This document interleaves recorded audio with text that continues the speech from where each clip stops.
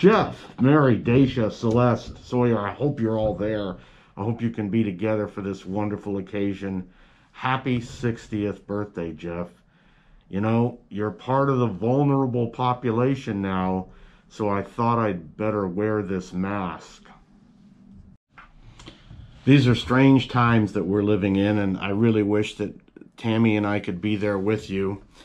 But the world's a little crazy right now, but I wanted to find any way that I could to be a part of this celebration.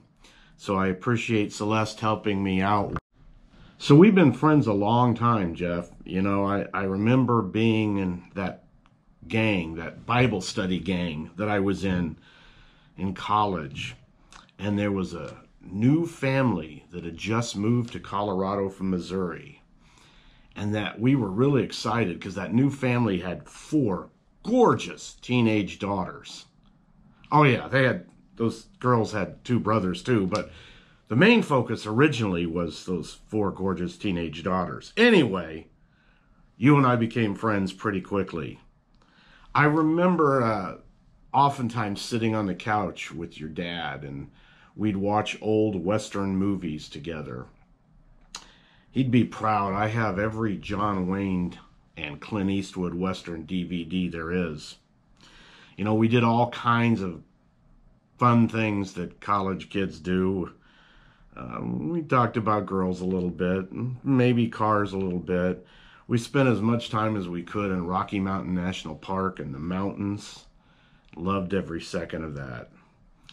And you and I, we did share a mutual love of movies. I mean, both famous ones. Search your feelings. You know it to be true. I am your father. Luke. Father.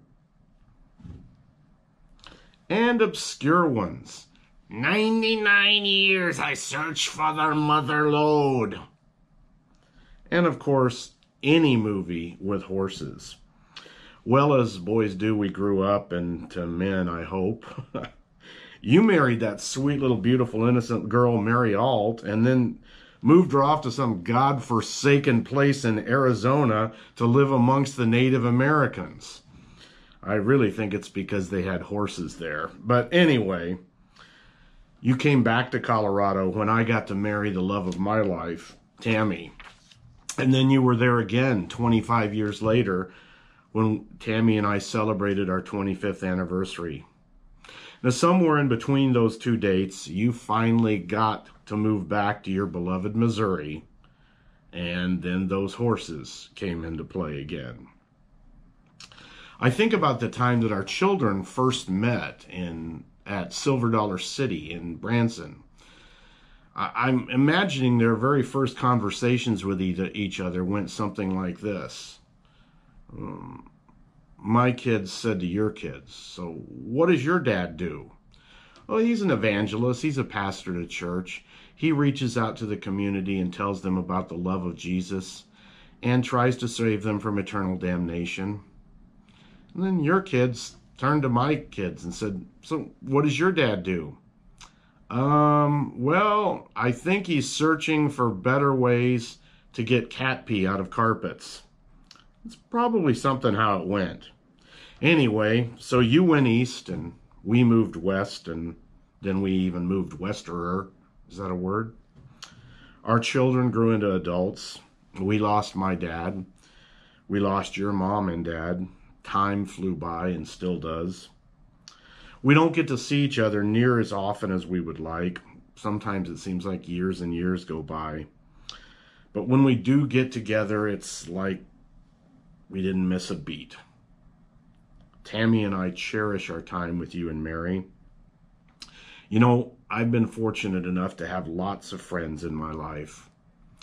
But friends that you can really count on, those are a little bit harder to get. And they need to be appreciated.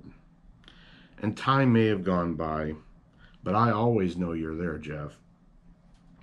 And if you'll stop having those silly heart attack thingies, we will get together again.